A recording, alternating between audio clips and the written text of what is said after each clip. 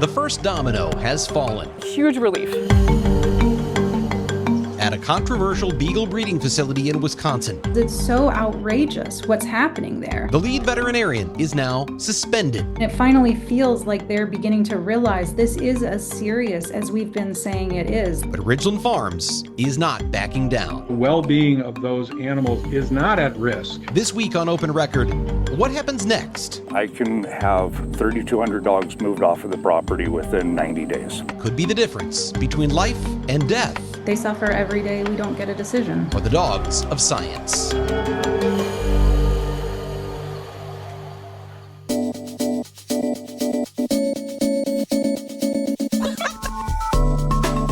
From the FOX6 studios, this is Open Record. I am Bryan Polcyn. I am joined, as always, by Open Record's executive producer, Sarah Smith. Hello, Sarah. Hello. And we are once again lucky enough to have FOX6's Carl Deffenbaugh here with us. Carl, thanks for coming My back. pleasure here for one of your stories, Brian, instead of vice versa. I will tell you that I just delivered 5 Emmy nomination certificates to Carl's desk. Thank you. And I had to have a haul to give Sarah hers and Dave Machuda his. We got some award winners right here. Yourself included. You're being Yeah, modest yeah, over right. there. That's true. But anyway, so a lot of great stuff going on, and we've got some really important stuff to talk about today. We are recording this episode on Thursday, October 2nd, 2025. It's been a big week for those following the fate of more than 3,000 beagle puppies at a breeding and research farm in Blue Mounds, Wisconsin.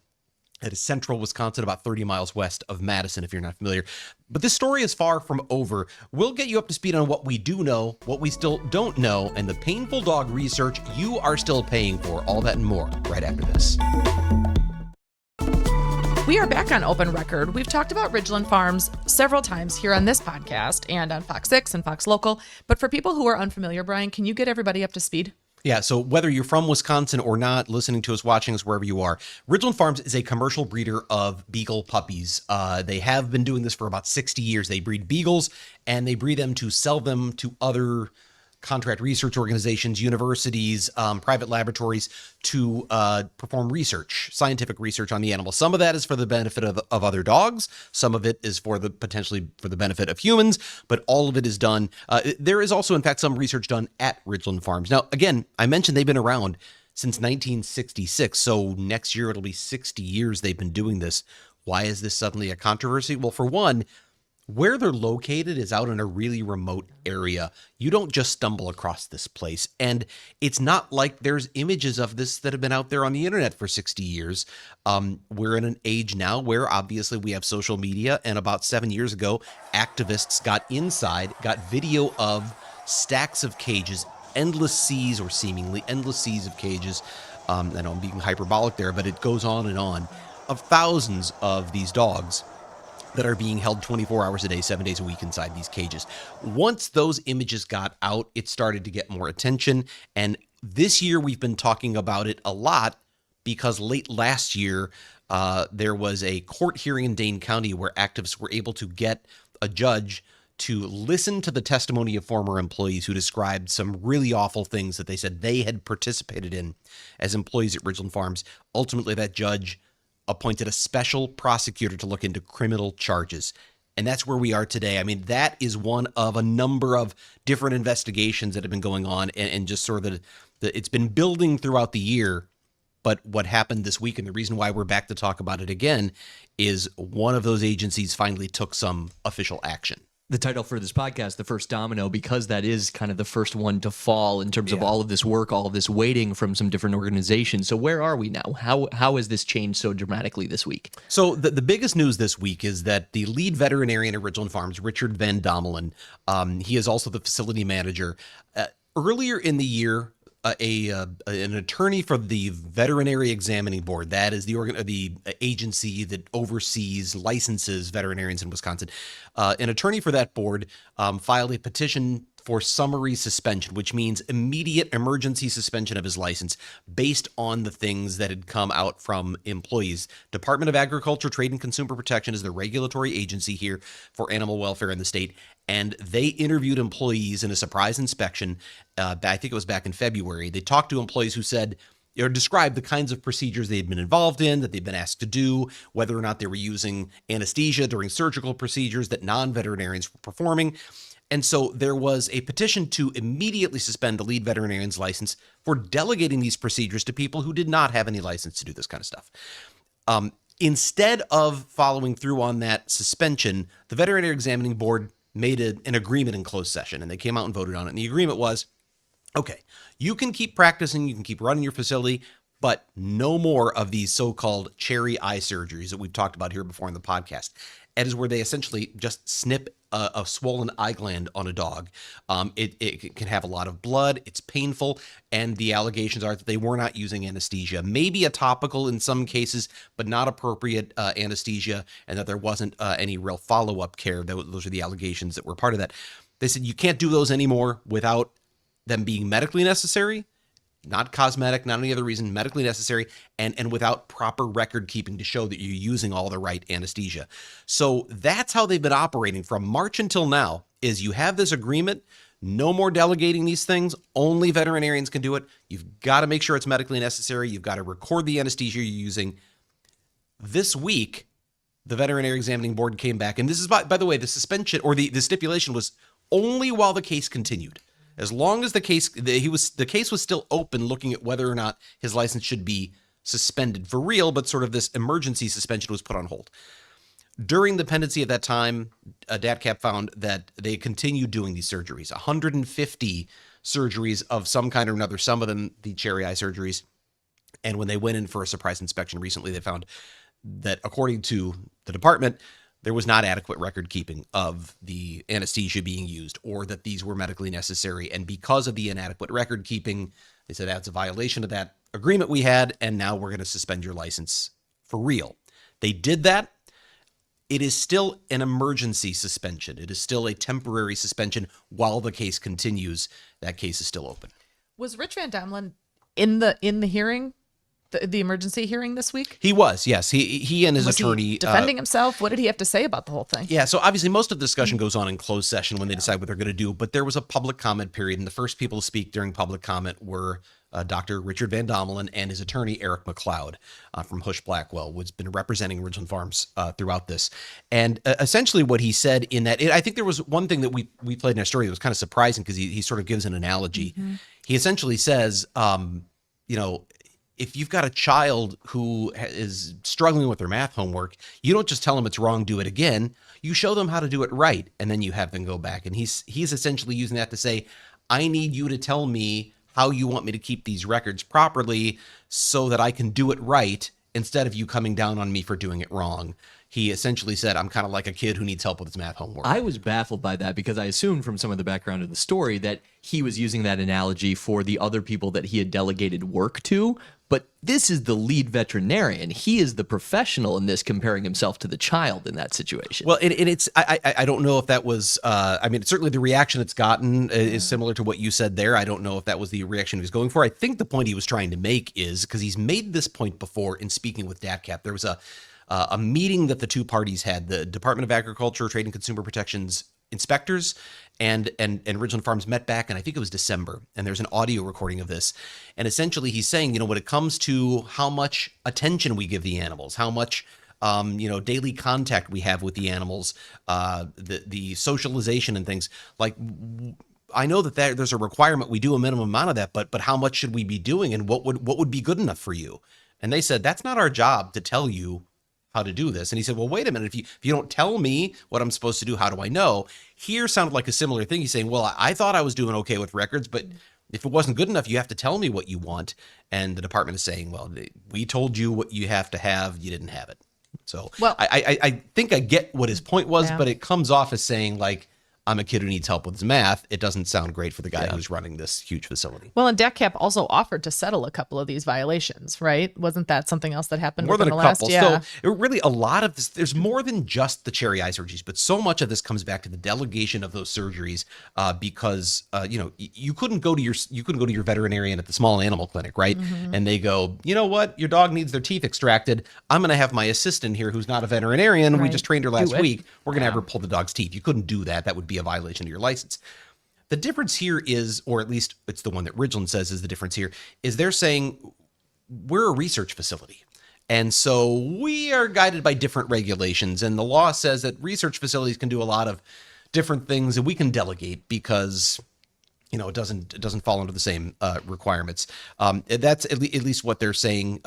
Whether or not that is going to hold up as an argument is certainly kind of remains to be seen. And some of this too, it may be important to spell out. This is separate from the ethical discussion about what these puppies are bred for, right? When it comes to medical research, you've done episodes of this podcast and stories as well. We're going that to talk handle more about that. Yeah, that's still to come. But this is specifically about the function of the medical care given to these dogs at this facility. Is kind of the way in for some of these groups trying to target Ridglan. That's a great way of putting it, because I think if you ask the people, if you read the comments on the stories when we do this, the comments are overwhelmingly from people say, shut this down, end it. People shouldn't be doing any kind of experimentation on dogs.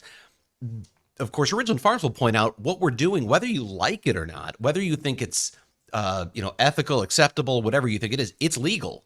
Our business is legal. So you're right. The way in for these activists is to, and they've put a lot of pressure on Department of Agriculture, Trade and Consumer Protection, on other agencies to say they're not following the law that is on the books in there. They are doing things. They're not giving these dogs the socialization the law requires.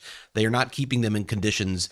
They're delegating these surgeries, doing these painful things. So that is their way in to say, we just disagree with this whole process, but we can't get them on that, so to speak. That's legal. What we can say is they're, in their view, mistreating the dogs.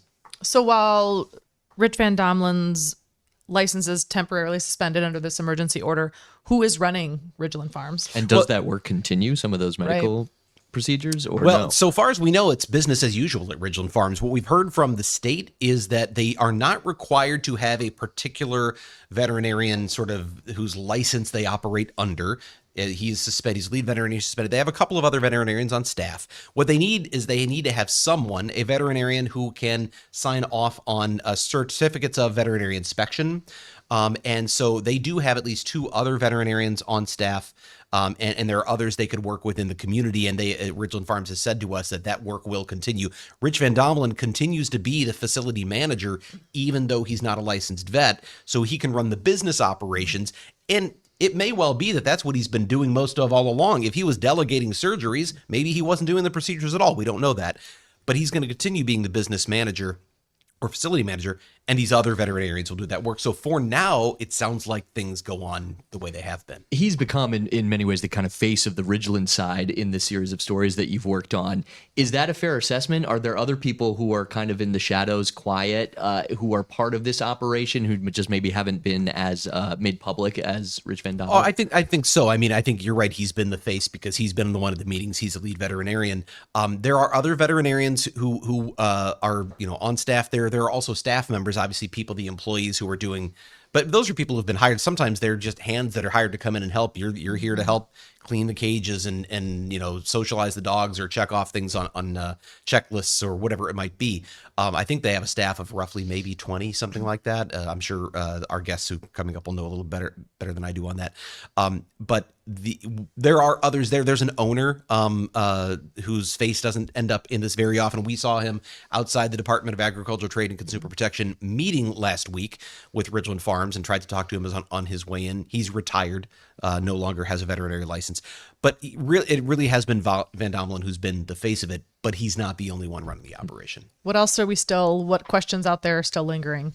I think there's a lot of questions. I mean, the biggest one right now is the special prosecutor who's looking at possible criminal charges. You had the court appoint a special prosecutor. We're waiting to find out what's going to happen with that. That has been pending now for 7 months, I think it is, maybe 8 months now that we're in October. So it's been pending a long time. We're still waiting to hear on that. And there are other license actions that are pending. These other veterinarians also have pending license actions with the Veterinary Examining Board. And there is one vet tech who has a pending license action. So there's a lot more to be learned. There were those 311 civil violations. I think I blew right past what you were talking about earlier. I said a couple and you were like more than a couple. Yeah, it's 311. 380 of them were for the cherry eye surgeries. Yeah. Those have all now been referred, civil violations been referred to the Dane County District Attorney, who is likely to probably pass those along to the special prosecutor, but that hasn't happened officially yet. So all of that we're waiting to hear. And with that said, I want to get to our first guest, and that is Rebecca Robinson, who is with Dane for Dogs. That is the organization that essentially started all of this, and we're going to hear from her when we come right back. I want to welcome back to the podcast Rebecca Robinson, one of the co-founders of Dane for Dogs. Rebecca, thank you for being here. Thank you for having me. Quick background for those who haven't heard from you before. What is Dane for Dogs and why did you start it? Dane for Dogs is a nonprofit organization. We started it in 2018 when activists had gone into Ridglan Farms. We were talking about that in the earlier segment. They went in 2017. They rescued a few dogs. That was all over the news. And so we learned about it as the locals. And we thought, how can this be happening? We didn't know about this facility, and it's right in our backyard. As you said, if you don't know it's there, you will never find it. And so we decided to get organized, and we started, and we have been working ever since to try to help the dogs at Ridglan Farms. It was your organization that petitioned the court for a special prosecutor, which was actually ordered earlier this year. Obviously, at that time, that was the biggest thing that had happened in this whole process. And in fact, it was a bit of a reversal because the Dane County District Attorney had charged those activists who went in 7 years ago with crimes for trespassing, for theft. And Ridglan Farms asked the DA to dismiss those charges. After that, you filed this petition. Obviously, that was a major moment in this case, was getting the judge to not only listen to the testimony, but agree that probable cause existed, that crimes had been committed. How big of a deal was that for you? It's very unusual for a judge to appoint a special prosecutor. So we were incredibly pleased when, she was able to listen to the evidence. Even the fact that she gave us a hearing in October, she didn't need to do that. And so the fact that she gave us a hearing based on the evidence in the petition that we submitted. And I will say it wasn't just my organization. It was also Alliance for Animals and the Animal Activist Legal Defense Project and the Simple Heart together submitted that petition. And the judge gave us a hearing. And then when she made the decision in her ruling finding probable cause of felony and misdemeanor animal cruelty at Ridglan Farms, that was a big win for us. We were really pleased about that. Since we've heard some of the side of Ridglan, at least when it comes to the Rich Van Domelen character in these stories, can you describe what it was like to hear the actual employees' testimony and some of the conversations maybe you've had with them outside of a court setting about what they experienced, what they saw, and how they kind of processed what was happening at Ridglan? It's heart-wrenching. So Matt Reich had actually approached me in 2018 when we were just getting started and we were doing a ballot initiative in Mount Horeb. And he met with me and he told me the exact same story about these cherry eye surgeries, about finding, or seeing a puppy that was still alive in a garbage bag. The same stories that he told on the stand. And he told me about that in 2018, but he was too afraid to come forward at that point. And that kind of tells you about, the pressure that they're feeling. And so it was very brave of him and Scott Gilbertson to come forward and be willing to testify. They were both very nervous. And I think the psychological trauma of having participated in those, the guilt and the shame of having done that weighed both heavily on both of them. Both of them, I've seen them tear up when they've talked about their participation in that. And these are grown men who are not the softest folks, and to see them be so disturbed by what they saw and participated in at Ridglan Farms, it's really heart-wrenching for the employees, I think. Rebecca, can you talk a little bit about the Dane for Dogs and them filing the complaint against Van Domelen's license? I mean, what was that process like, the emotional toll it was taking on you? So we filed that complaint in December, I believe, after the hearing. So the hearing gave us the opportunity to gather a lot of evidence together that hadn't previously been made public. And so we were able to take that evidence and then we turned that into a complaint that we filed with the vet board. Specifically because so much of what we were hearing from these former employees was that it was the veterinarian there that was delegating these surgeries and telling the employees to do this. The other thing the point that I want to make about these surgeries is that it's not just that the surgeries were delegated. It's that the surgery method of removing that entire gland, it's been considered malpractice by the veterinary community since at least 1991. So it's not that this is a typical procedure that normally a veterinarian does and it's being done by somebody else. This is something that the veterinary community and the veterinary ophthalmology guide says is, quote, flagrant malpractice. So I think that's an important thing to note as well. I haven't asked this, but why then are they doing so many of them? If it's malpractice, but considered that way, like you're saying, if it's not medically necessary, what's the benefit to Ridge? Like, why are they doing all of these? I think that's a great question for them. I don't know, especially when you have the vet board telling you not to do these. Why would you continue? That's what I don't know. What we found this week is they've still been doing them, even after the stipulation that allowed Richard Van Domelen to keep his license for the last 6 months. They kept doing 150 surgeries. Some of them were these cherry eye surgeries. And of course, this week we find that the department says there was not appropriate medical record keeping to prove that these were medically necessary, to prove that they used the appropriate anesthesia and procedures. So they continued doing them. But I want to know, after all of you, when you got the petition, or when you got the special prosecutor appointed, there had to be some feeling that the wheels are turning here, things are moving. And then month after month after month, things keep going, and we keep hearing the special prosecutor's close, the special prosecutor's close, still nothing. Can you talk about the wait for the last 7-8 months for something to happen? The wait has been excruciating. I think there's 2 points that I want to make about this. Number one is that the district attorney knows that, Ridglan Farms has an attorney, and they are willing to file lawsuits. And so they want to make sure that all of the P's and Q's and T's and I's are crossed and dotted, and, everything is in sync, right? The other thing that our attorneys have told us is that in these corporate cases where it's a corporation and they have a defense attorney, oftentimes if a prosecutor were to file charges before, like immediately, let's say, the attorney on the other side will bury them in paperwork, motions and filings, and it will gum up the court system and will actually take longer overall, as opposed to if the prosecutor takes more time speaking directly with the defense attorney, hearing the arguments, and doing that type of arguments outside of court, that can actually move things along quicker. And so you feel this has been strategic? Right. It's painful to be waiting and to not have charges filed. But there's a very good chance that that's because this will ultimately result in a quicker resolution. With that in mind, how important or how big of a deal was it to see what happened this week, that when the Veterinary Examining Board did vote to suspend Dr. Van Domelen's license?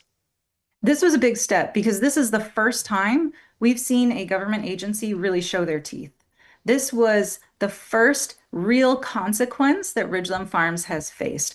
Up until now, I think just last week I was talking with you and I said, we need our government to stop writing reports and start seizing dogs. And that's what we had felt up till that point. There was so much documentation of this. There was so much evidence. DATCAP had found it. The judge had found it. The Veterinary Examining Board had found it repeatedly, with multiple chances given to correct their behavior. And again, coming back again and again with more reports saying, oh, this is still happening, and no actual consequences. So this decision by the Veterinary Examining Board was the first time, I think, that Ridglan Farms really felt the consequence of a government agency. And so we were very happy about that. To that end, back to the title, it's the first domino, not the last. What is the ultimate goal for your organization? Because it's not just ending the surgical procedures, it's bigger than that. Our goal is to help the dogs. We have been solely focused on the dogs since day one. It is about them. It is about getting them the help that they need, getting them out of there, getting them into loving homes. That is our goal. Before we let you go, I want to ask you about something we haven't actually reported on, but I've posted about it on social media, and it's getting a lot of attention right now. And that is when we go back to data that was released by a whistleblower, internal Ridglan data about buyers of Ridglan dogs. The number one buyer on that list was a company called NASCO Education. And after we ran our initial story on that buyers list back in April, NASCO reached out and said, wait a minute, we didn't buy any live animals from Ridglan Farms. We only bought animal carcasses. Well, it was more than 1,700 of them over a 2-year period, which raises the question, where did 1,700 dead dogs come from? I have asked Ridglan Farms to answer that question in April. In September, I asked them again this week. They have not answered the question. They keep saying they will get back to me. A spokesperson, a PR person they've hired said he will get back to me. No one's answering that question. What do you know, and what do you think about that? What do you make of 1,700 dead beagles that were sold for profit? It's horrifying. I can't imagine that anybody thinks it's anything other than horrifying. I mean, when you think about the scale of that, it's hard to imagine 1,700 dead dogs just in a 2-year period. And like you said, this is a company that has been operating for 60 some years. The scale of deaths that's happening is just it's heart-wrenching. It's very, very upsetting. And I'm glad you're looking into it, and I hope that you can get some answers. I know I did ask the question multiple times very directly of them because I wanted if my question was absurd, I wanted them to respond to the absurdity and say, we don't have an answer for the rest, but you're way off base on this one. The question was, did you intentionally euthanize 1,700 dogs for the purpose of selling carcasses to a company that uses these carcasses for education? They haven't answered the question. They keep saying they'll get back to me. What do you make of that they didn't answer that question or refute it? Well, we know that Ridglan Farms in the past on their website has offered to sell dog organs, dog skin. So it's not surprising. They don't see these dogs as pets, as companion animals, as they don't see them the same way we do. And so I don't think it's surprising if, just about anything that comes out of there, it doesn't surprise me anymore. My last question for you before we let you go, because I want to get to Justin, is so many people keep asking me, when can I adopt a Ridglan Beagle? Obviously, you can't do that if Ridglan still has the dogs, and they have every intention of maintaining their dogs, which under the law are property, and they have property rights. They want to keep those dogs. But what do you say to someone who's watching this closely and saying, am I going to be able to adopt a Ridglan dog? I would say stay tuned.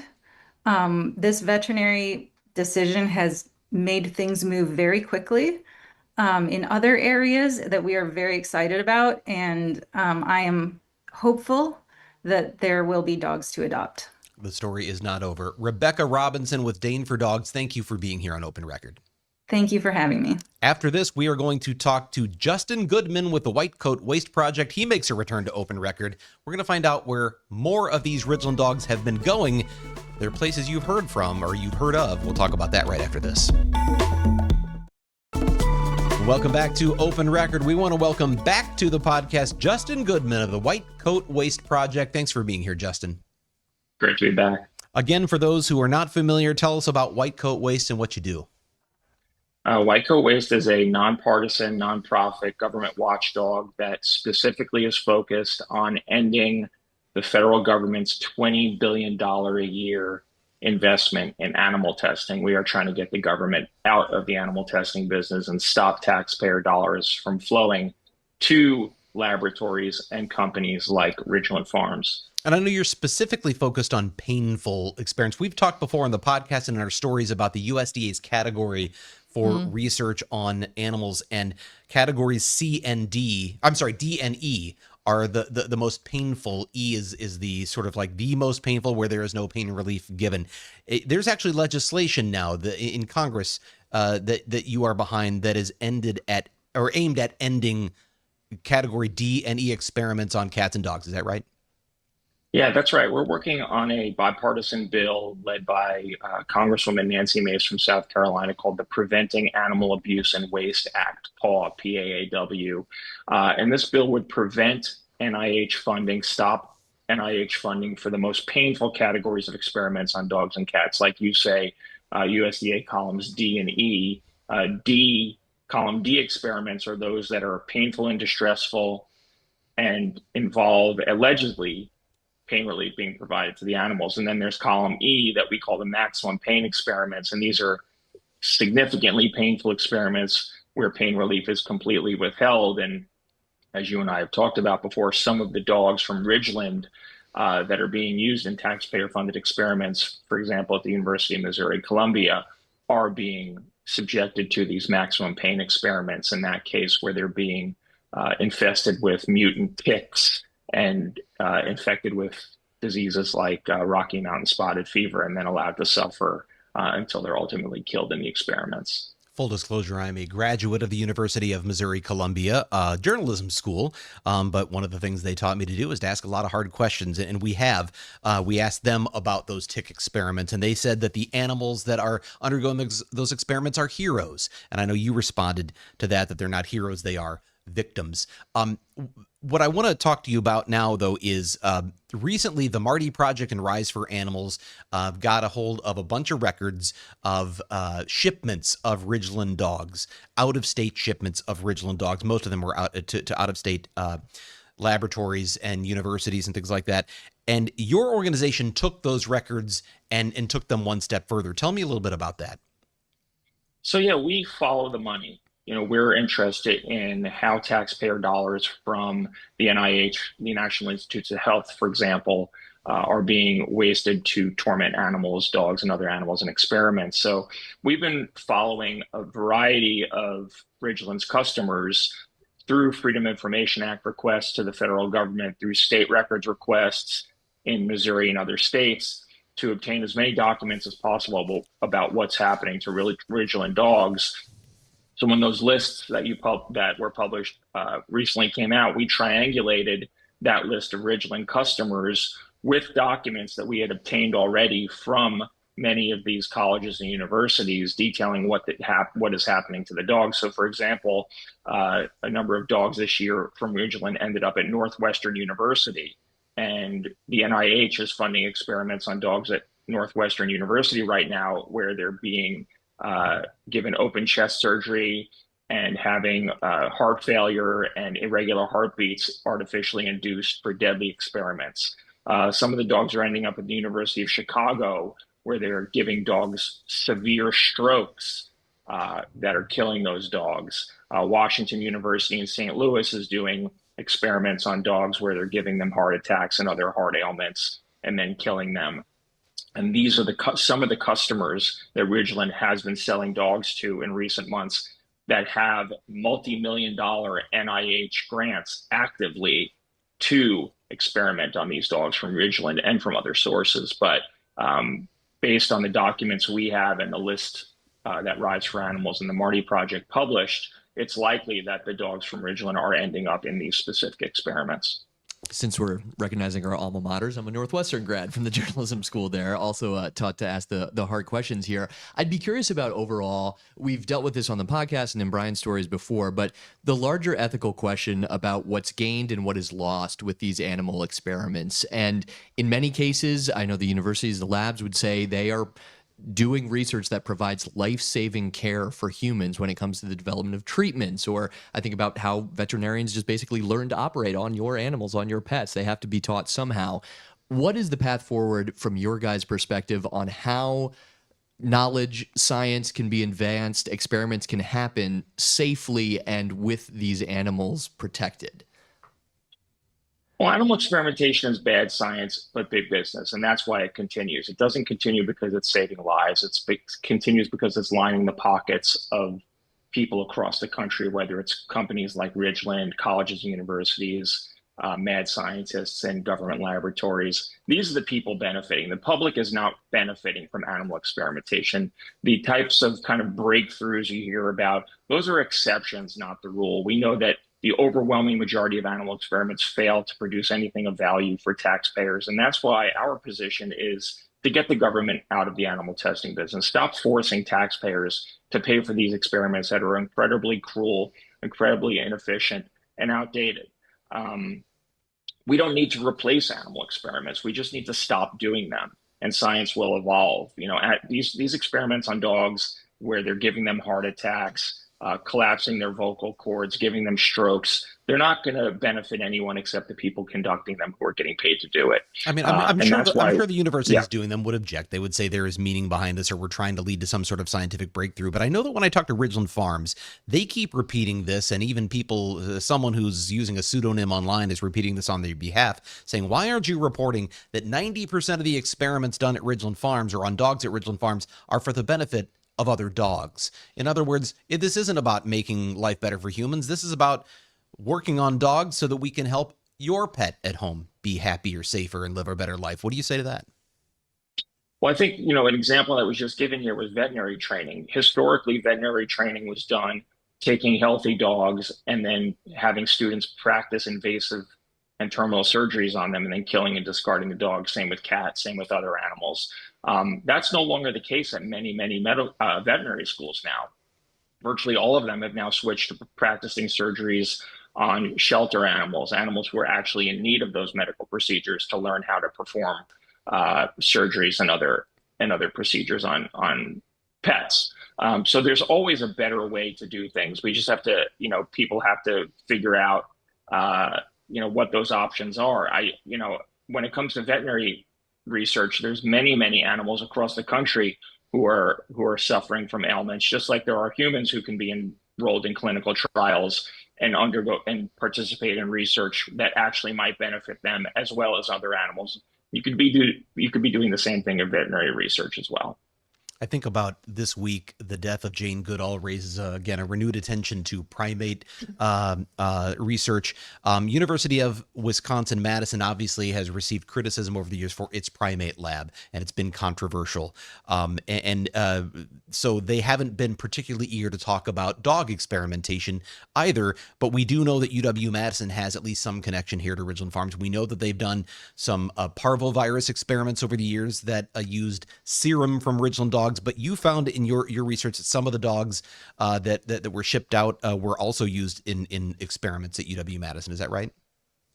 Yeah, absolutely. UW is on the list, and UW is one of the facilities that is getting taxpayer dollars for dog experimentation. We actually have some open records requests that are pending to get more details about what they're doing, but they have been a longtime customer of Ridglan, which makes sense because geographically they're so close together.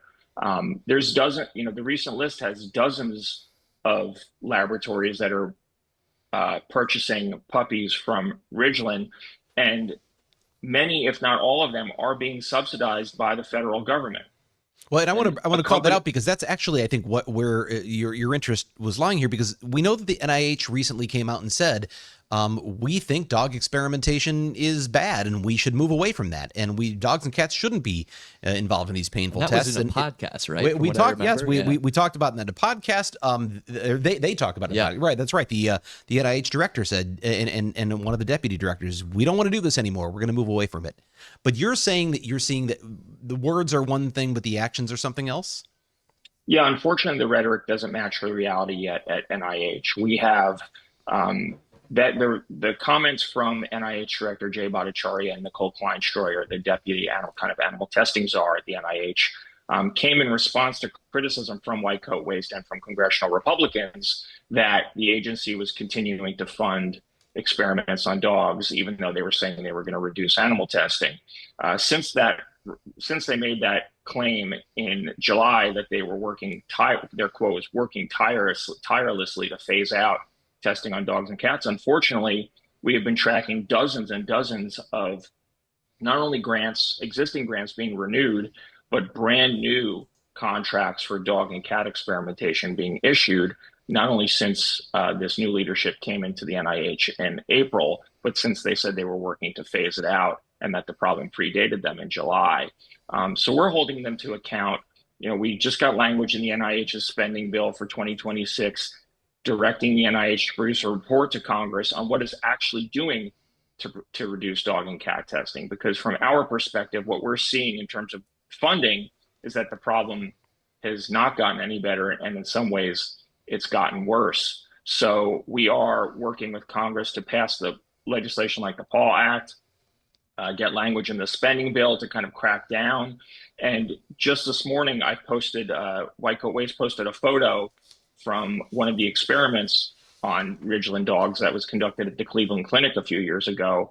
And Congressman Paul Gosar, a Republican from Arizona, commented, quote tweeted it, and said, we have to stop funding experiments on pets. So there is a lot of momentum and pressure from the public, from the White House, and from Congress right now on the NIH to clean up this mess, stop funneling our tax dollars to companies like Ridglan, to laboratories like UW-Madison that are torturing pets in experiments that 85% of the public oppose. You said something earlier, Carl, that I want to bring back to you, which was whatever's going on at Ridglan Farms, if delegation of surgeries, people doing surgeries that shouldn't be done in the first place, that aren't medically necessary, conditions inside the facility, that's one thing.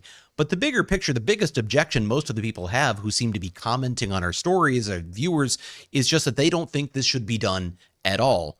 But Ridglan Farms' defense of that is, this is a legal industry.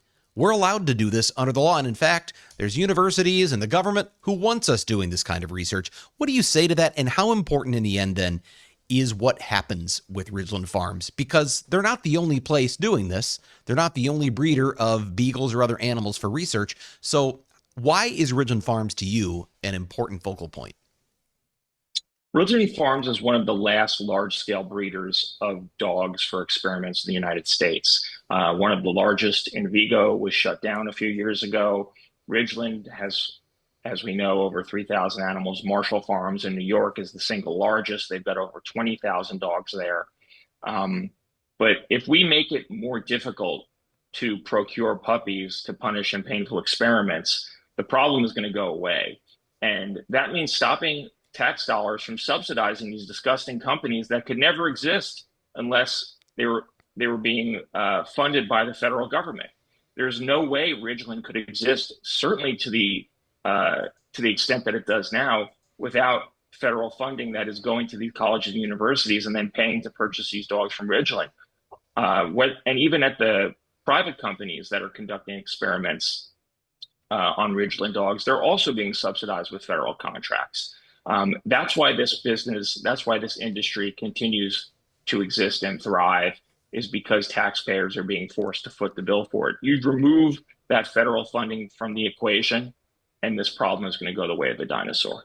There is still a criminal investigation. There are civil investigations, disciplinary investigations, congressional legislation. There's even state legislation relating to research dogs and cats in Wisconsin.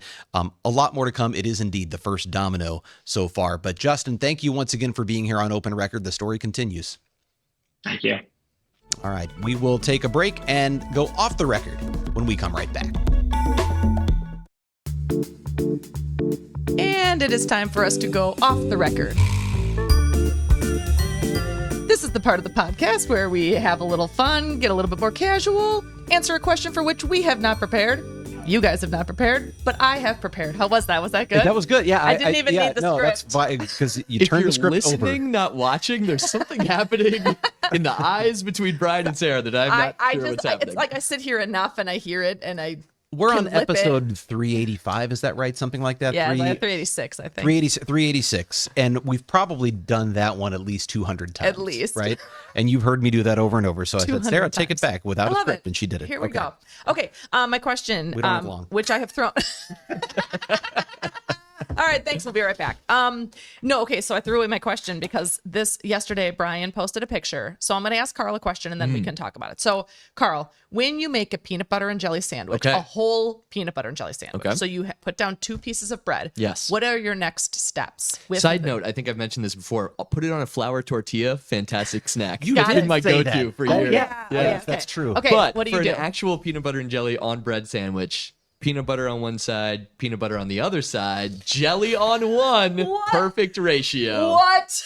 What? Wow. Is that right or wrong? That I blew my don't mind know. because I I was didn't not know, expecting that. I didn't know that was an option. Oh my I never gosh. even considered that. Well, I'll For tell me, you. it's peanut butter on Yes. one side but nice and thick, jelly on the other side, then together. No. Oh no! Who said? Dave, was it you? Yeah. Who said? Oh, Dave puts peanut butter on one side, Then jelly on the peanut butter. peanut butter. Yeah. What? But you're kind of doing the same thing. You're I putting guess jelly on both. the peanut But butter. that's so much peanut butter. For me, it's the ratio, though. You got to have it all. But I don't feel like the jelly spreads as well on the peanut butter. No. Don't you have to spread Are it you on the crunchy bread? or creamy? Creamy. Because I'm crunchy, so then you get it in all the nooks and crannies left behind. Apparently, I'm just blowing the game Wow. out of the water Yeah. here. You're right. Well, this wasn't but enough hang time. On, hang on.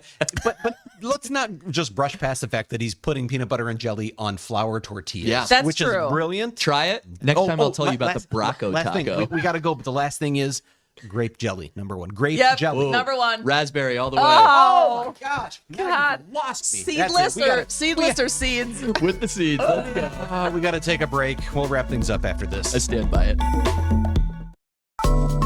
Donovan has never had a peanut butter and jelly sandwich. Oh my That God. came out on air one time. I was like, what? How do you trust someone who's never That's had what I'm peanut butter saying. and I jelly? never have since that day. Sociopaths. Okay. All right. This last segment has shaken my faith in humanity. I don't know what it is. No, anyway, so I'm gonna go make a PB&J after I say that that's all the time we have for this week. If you have a topic you'd like us to discuss on Open Record, an issue you think we should investigate for Fox 6 News, or your favorite way to make a peanut butter and jelly sandwich, send an email to fox6investigators@fox.com. Thank you, Sarah. Thank you again, Carl. My pleasure. Thanks to Dave Machuda back there, who also does his weird PB&J way of putting jelly right on the peanut butter. With that, I'm Bryan Polcyn, and we'll be back next week.